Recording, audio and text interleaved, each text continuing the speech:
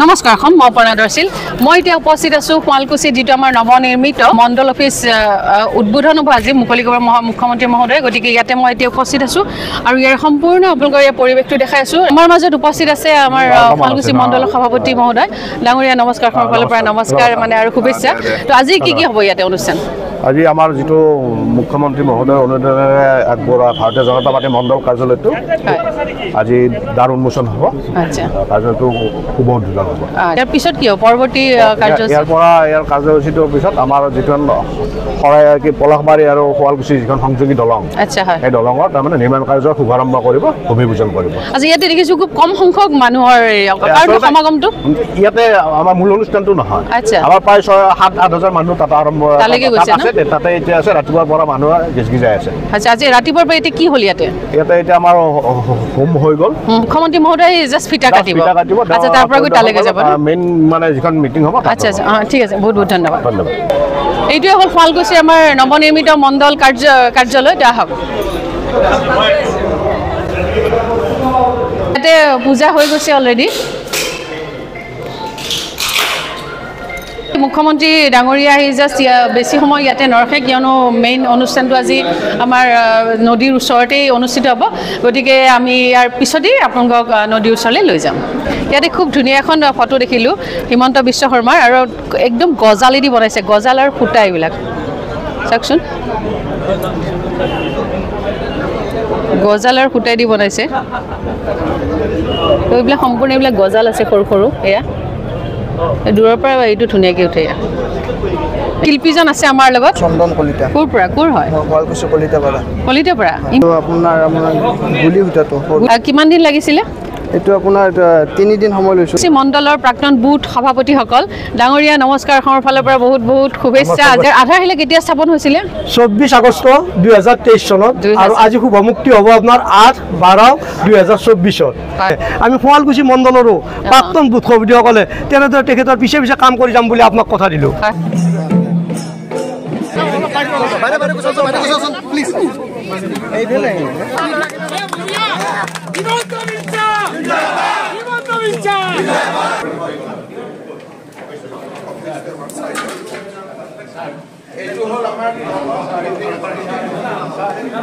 অধিবেশনেৰ উপৰত দিম সেকেন্ড ফ্লোৰত পিছত এইটো মৰ্চাত দিম এইটো মানে অফিস হ'ব এখন স্টেজ টাইপ এতিয়া টেম্পোৰাৰী বনাই দিছোঁ পিছত আকৌ বনাম মানে ইয়াতে আমাৰ মৰ্চাৰ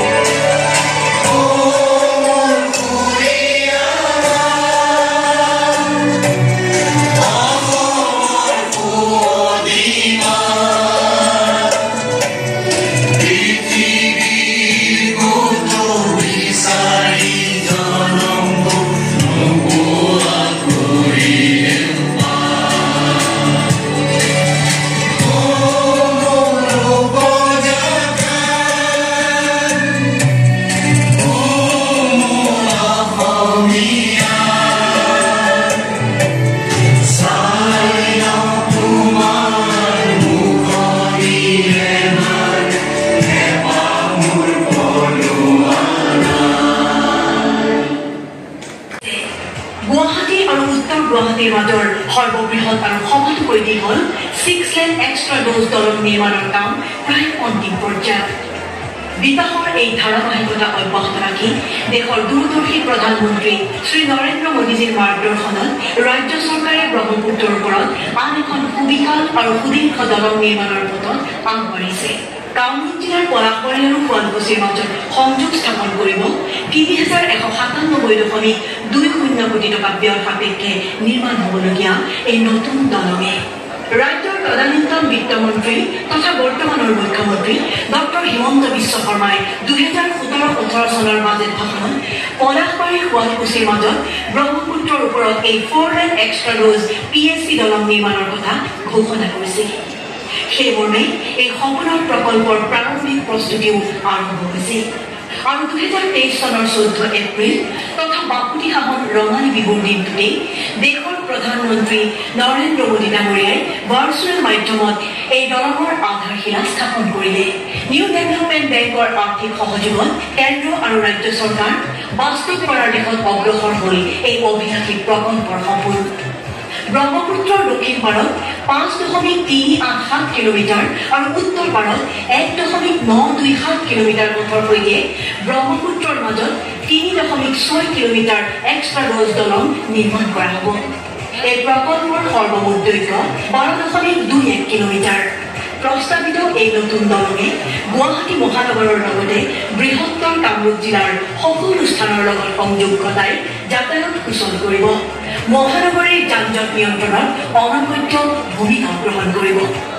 পলাশবাৰী আৰু শুৱালকুছিৰ মাজৰ 38 কিলোমিটাৰ দূৰত্ব অতিক্ৰম কৰিবলৈ এতিয়া প্ৰয়োজন হোৱা 1 ঘণ্টা 40 মিনিটৰ সময় মাত্ৰ 30 মিনিটলৈ হ্ৰাস পাব শৰাইঘাট দলঙৰ ওপৰেৰে দৈনিক পাৰ হোৱা বাহনৰ সংখ্যা যথেষ্ট পৰিমাণে হ্ৰাস পাব কমি যাব যাত্ৰীসকলৰ যাতায়াতৰ ব্যয় লোকপ্ৰিয় গোপীনাথ বৰদলৈ আন্তঃৰাষ্ট্ৰীয় বিমানবন্দৰৰ পৰা গুৱাহাটী তথা উত্তৰ পাৰলৈ সুচল হ'ব যোগাযোগ পলাশবাৰীৰ 17 নম্বৰ ৰাষ্ট্ৰীয় ঘাইপথৰ এটা অংশৰ পৰা শুৱালকুছিৰ বংশৰ পথলৈ নিৰ্মাণ হ'ব এই দলং এছিয়াৰ মানচেষ্টাৰ ৰূপে চিহ্নিত শুৱালকুছিৰ বস্ত্ৰতাঁত শিল্পৰ উদ্যোগলৈও নতুন বতৰা আনিব এইখন দলঙে শুৱালকুছিৰ বাণিজ্য আৰু পৰ্যটনেও নতুন গতি লাভ কৰিব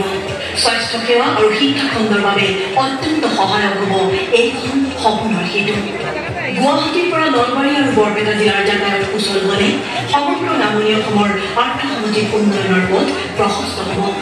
মুঠৰ ওপৰত পলাশবাৰী শুৱালকুছি সংযোগী এই সপোনৰ সেতুৱে সমগ্ৰ উত্তৰ পূৰ্বাঞ্চলৰে যোগাযোগ ব্যৱস্থা তথা আৰ্থসামাজিক উন্নয়নত নতুন দিগন্তৰ সূচনা কৰিব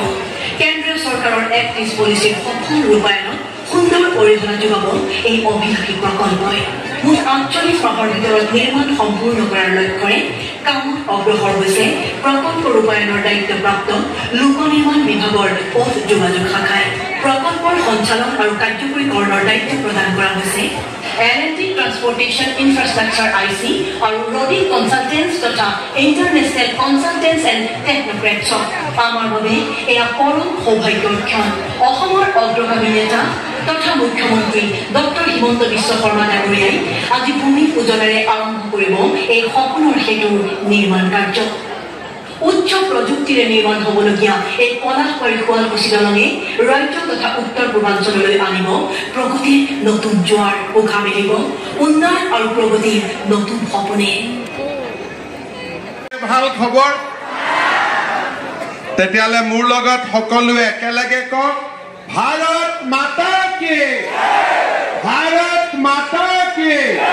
পলাশবাৰী শুৱালকুছি সংযোগী দলংখন আৰু মই এতিয়া ইয়াৰ মাজতে উপস্থিত আছোঁ আমি ইয়াৰ আগৰ ভিডিঅ'ত বনাইছিলোঁ মই সেইখিনিৰ পৰা দেখিছেনে ইয়াতে আমাক আহিব দিয়া হোৱা নাছিলে সেইটো পইণ্টৰ পৰা মই ভিউ এটা লৈছিলোঁ আপোনালোকৰ নিশ্চয় মনত আছে আজিৰ পৰা পূৰ্ণগতিত আৰম্ভ হ'ব 15 মিনিটত শুৱালকুছিৰ পৰা পলাশবাৰী পামগৈ